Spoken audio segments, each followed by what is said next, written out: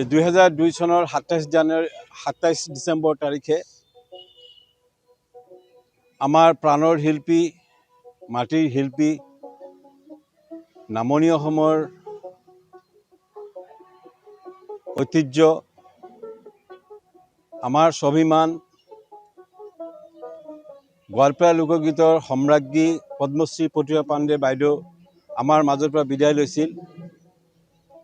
আমি প্ৰমথেশ বৰুৱা মহাবিদ্যালয়ৰ সাংস্কৃতিক উন্নয়ন কোষে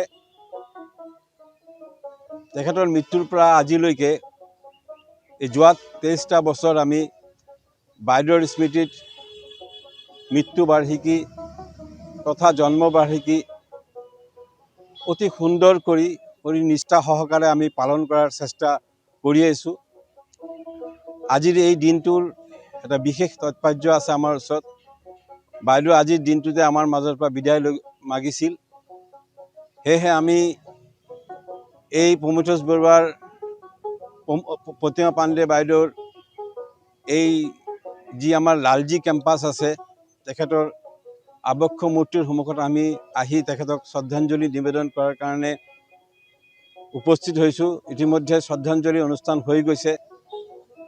ইয়াৰ পিছে আমাৰ পৰৱৰ্তী কাৰ্যসূচী অনুযায়ী প্ৰতিমা পাণ্ডে বাইদেউৰ নাতিনীয়েক প্ৰিয়ম চৰকাৰে বাইদেউৰ কিছু অন্যতম গীত লোকগীত পৰিৱেশন কৰিব। ইতিমধ্যে আমাৰ মহাবিদ্যালয়ৰ বহু অধ্যাপক অধ্যাপিকাকে আদি কৰি অধ্যক্ষ ডাঙৰীয়াও আহি উপস্থিত হৈছে।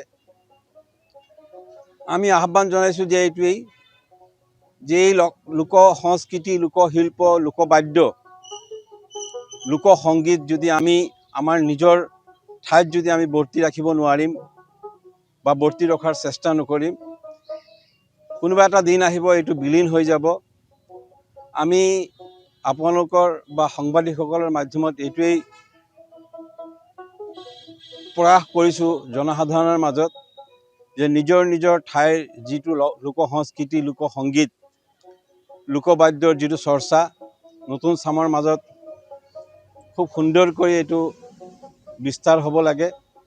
তেখেতসকলে নিজৰ মাজত এইটো চৰ্চা কৰিব লাগে আৰু বাইদেৱে থৈ যোৱা যি লোকগীতৰ লিগেচি সেই লিগেচি নতুন প্ৰজন্মই যাতে অতি উদ্যমেৰে যিটো মাটিৰ যিটো গোন্ধ ৱেষ্টাৰ্ণ কালচাৰক বা ৱেষ্টাৰ্ণ বাদ্যযন্ত্ৰক সহায় সহযোগ নলৈ সেই লোকবাদ্যৰ সহযোগত যাতে এই লোকগীতৰ চৰ্চা কৰিব পাৰে বা চৰ্চা কৰাৰ চেষ্টা কৰে, এইখিনি আহ্বান জনালোঁ। সাংবাদিক বন্ধুসকলে প্ৰতি বছৰে আমাক আজিৰ এই দিনটোত তেখেতসকলে আমাক সহায় সহযোগিতা আৰু এই বাৰ্তা অসমৰ বিভিন্ন প্ৰান্তত তেখেতসকলে প্ৰদান কৰে। এই সুযোগতে মই সাংবাদিক বন্ধুসকলকো ধন্যবাদ যাচিছোঁ। 23 সংখ্যক মৃত্যুবাৰ্ষিকীত মই মোৰ আইতা স্বৰ্গীয়া প্ৰতিমা বৰুৱা পাণ্ডেলৈ মই মোৰ সশ্ৰদ্ধ প্ৰণাম জনাইছোঁ। আজি তেওঁক মই বিশেষকৈ তেওঁৰ গোৱা গীতেৰে মই তেওঁক সোঁৱৰিম বুলি আজিৰ দিনটোত মই যোজা কৰিছোঁ।